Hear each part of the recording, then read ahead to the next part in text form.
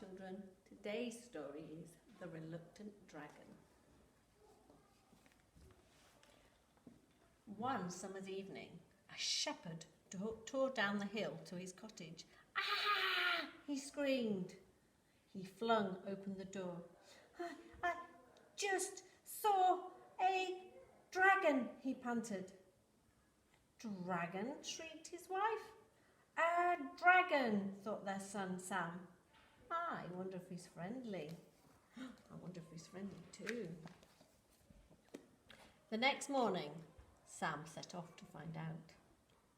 I'll be extra careful, he promised his parents. At the first sign of smoke, I'll run. But the dragon was friendly, and he was thrilled to see Sam. I love my cave, but it does get lonely, he said.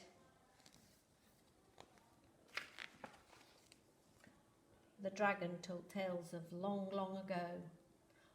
Once upon a time, fire-breathing dragons filled the skies. That would be scary. They kidnapped princesses and battled bold knights. The dragon loved telling stories, and Sam loved hearing them. Every day he came back for more, until the villagers found out about the dragon. They were terrified. They trembled in their tunics and quaked in their boots. We need someone to fight this monster. And they've got signs saying, slay the dragon, ban the dragon, fight the dragon, slay the dragon, no dragon, banish the dragon. Sam raced off to warn him.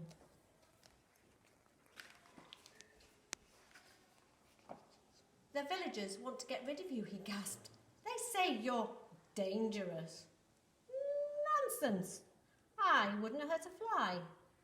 That afternoon, Sam heard even worse news. Look, it's St. George, the dragon killer. Hooray! Oh no. Sam rushed back to the dragon. Everybody else is excited, but Sam's very sad.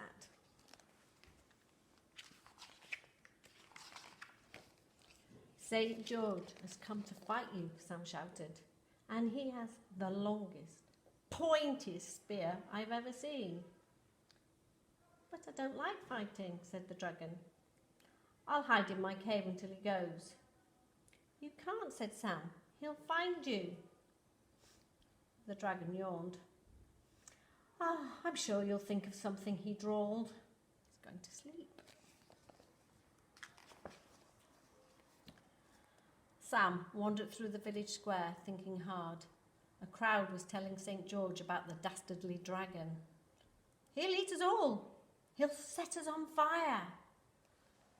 When the villagers had gone, Sam went up to St. George. It's not true, he protested. That dragon wouldn't hurt a fly. But they want me to fight him, said St. George. What can I do? I've got an idea, Sam said. Come and meet the dragon. Look, even the horse has got all its armour on. Here's the plan, said Sam. You could have a pretend fight. But it must look real, insisted St. George. And then we can have a feast. Said the dragon. The next day, Sam waited nervously by the dragon's cave.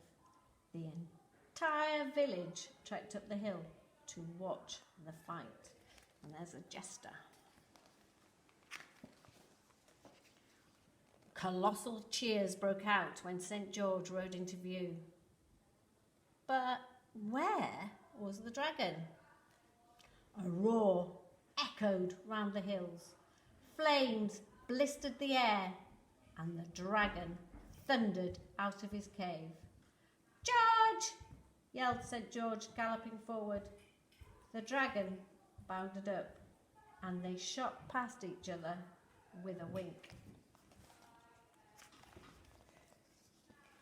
Missed! Cried the crowd. St. George and the dragon swung around and charged again. Clatter! Bang! Oof!